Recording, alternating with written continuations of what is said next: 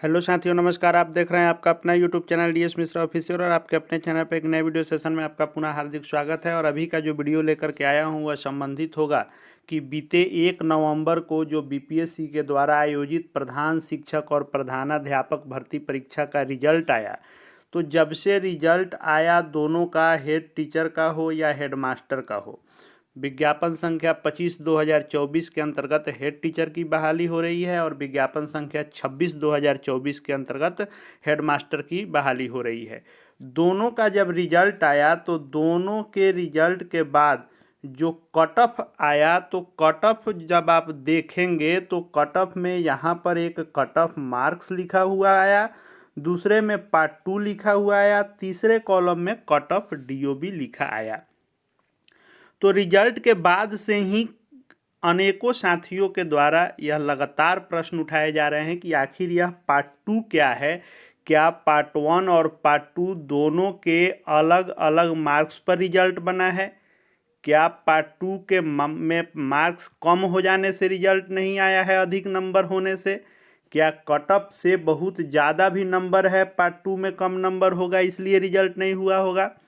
या cut off date of birth का क्या फ़र्क पड़ेगा?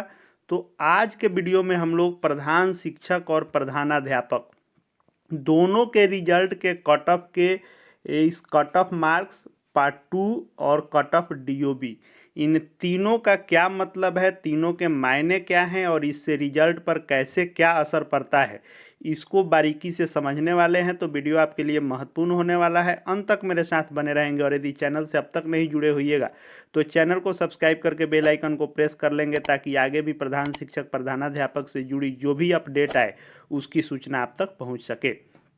तो आप इसमें जो 3 तरह के कॉलम देख रहे हैं, तो जो यह पहला कॉलम देख रहे हैं कट ऑफ मार्क्स, यह हो गया कि फाइनली 150 की जो परीक्षा हुई थी, इस 150 की परीक्षा में सामान्य कैटेगरी में 67 नंबर पुरुष का है, तो उनका रिजल्ट होगा। यह 67 कट ऑफ जो है यह आपका मेन कट ऑफ हो गया। वैसे ही हर कैटेगरी का आप जो यह कट ऑफ दिया गया है यह मेन कट ऑफ हो गया, जो यह आपको 150 पर कट ऑफ तय हुआ। यहाँ तक क्लियर है। दूसरा आता है कि पार्ट 2 क्या है। तो आपको याद होगा कि 150 की जो परीक्षा हुई थी, प्रधान शिक्षक की अभी मैं बात कर रहा हूँ, इसके बाद प्रधानाध्यापक की भी बात करूँगा। तो प्रधान शिक्षक की परीक्षा में 2 पेपर थे। पहला जो पेपर था वह 75 नंबर का था, जो जीएस का था। दूसरा जो पेपर था ये भी 75 नंबर का था, जो डीएलएड था। तो यही जो दूसरा पेपर था डीएलएड, इस डीएलएड के मार्क्स को यहाँ इंगित किया गया है। यानी टोटल यह जो है, यह दोनों पेपर 1 जीएस और पेपर 2 डीएलएड दोनों मिला करके 67 नंबर है। दूसरा जो है यह डीएलएड का मार्क्स है। और तीसरा जन्म तिथि कहाँ से उठाया गया है। तो अब बात आती है कि क्या किसी का 67 से ऊपर नंबर हो, 68 हो, 70 हो, 75 हो और उसको 33 से कम हो तो उसका रिजल्ट नहीं होगा? नहीं, ऐसा नहीं है। यह मेन कट ऑफ को प्रभावित नहीं करता है। यह किस तरह से प्रभावित करता है इसको हम लोग देख लेंगे, आगे हम लोग विज्ञापन की शर्तों को भी देख लेंगे।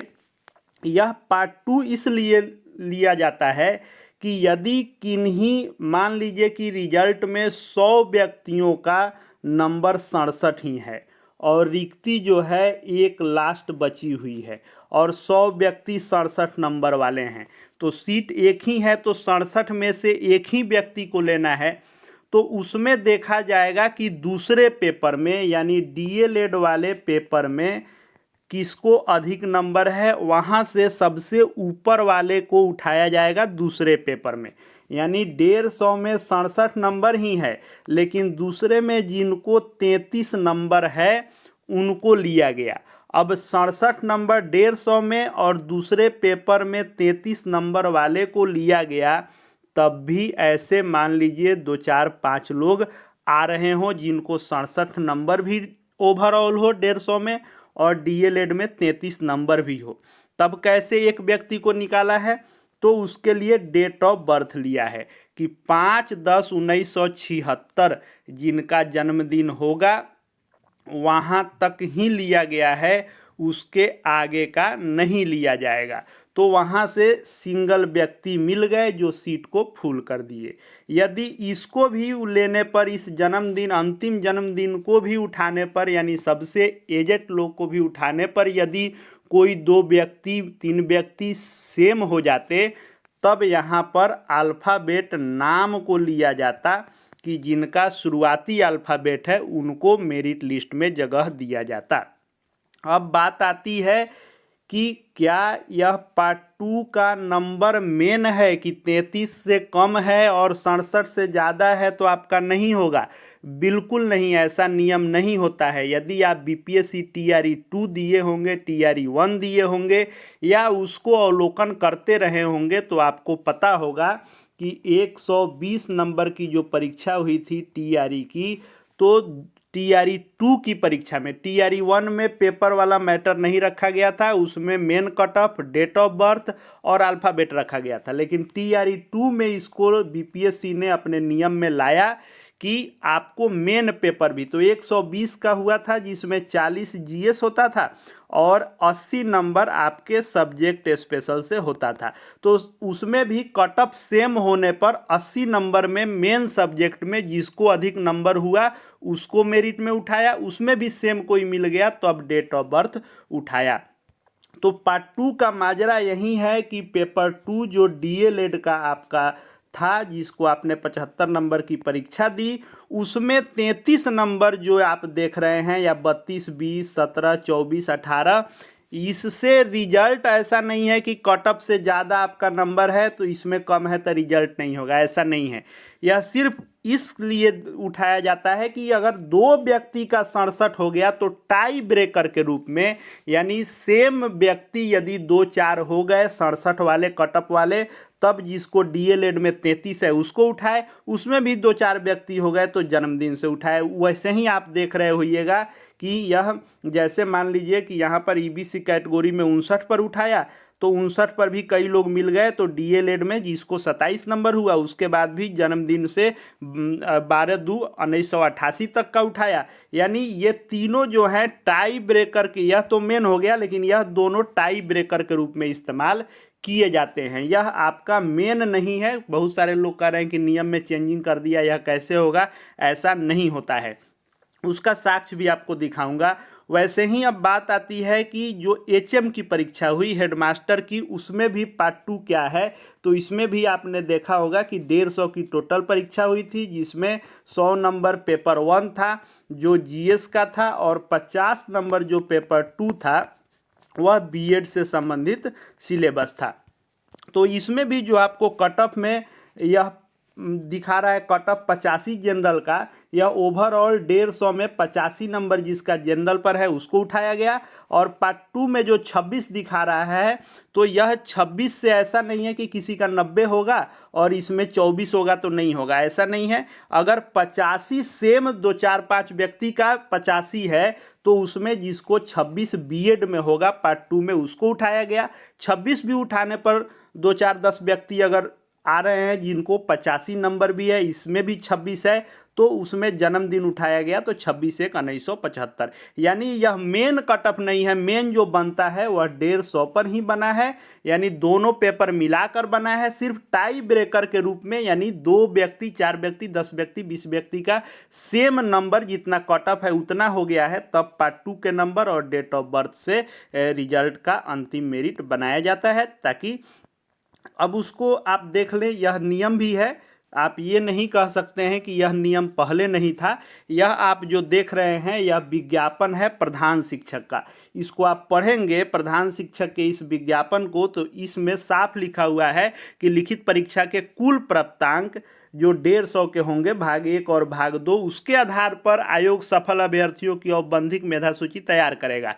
यानी 150 पर रिजल्ट तैयार करेगा, लेकिन कुल प्राप्तांक समान होने की स्थिति में, यानी जैसा कि मैंने कहा कि कट ऑफ किसी अन्य व्यक्तियों का भी सेम है, कट ऑफ 10, 20, 50, 100 व्यक्ति का, तब उस स्थिति में डीएलएड भाग 2 के प्राप्तांक के अनुसार मेधाक्रम निर्धारित होगा। लेकिन 150 में भी सेम नंबर हो गया अंतिम में और डीएलएड में भी सेम हो गया, उस स्थिति में उम्र तथा उम्र में भी समानता हो गया, तो देवनागरी लिपि के वर्णमाला के अनुसार नाम के अनुसार वरीयता दी जाएगी। यह विज्ञापन में भी पहले से दर्ज किया गया है कि टाई ब्रेकर के रूप में पहले पार्ट 2 को और उसके बाद डेट ऑफ बर्थ को तब भी सेम हो जाए तो नाम को उठाने की आवश्यकता बीपीएससी को नहीं पड़ी है। टाई ब्रेकर के रूप में पेपर 2 और डेट ऑफ बर्थ को लेने पर हो गया है।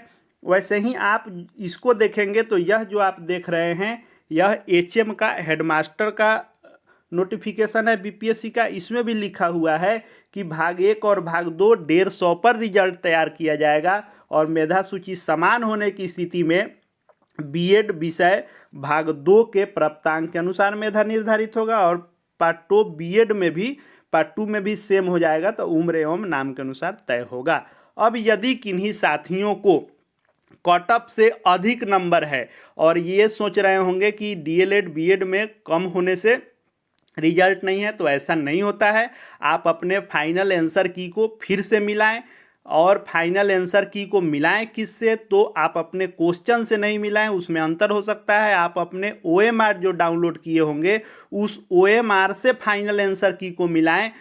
तब यदि कट ऑफ से अधिक नंबर भी आपका होने पर रिजल्ट नहीं है तब बीपीएससी को मेल करें, पत्राचार करें, क्योंकि रिजल्ट जो है अलग अलग पार्ट पर नहीं बनता है, टाई ब्रेकर के रूप में उसका इस्तेमाल किया जाता है।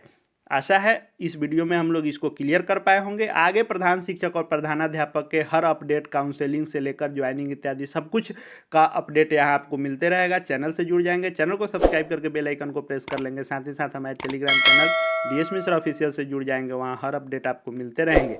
इस वीडियो को देखने के लिए आपका बहुत बहुत धन्यवाद।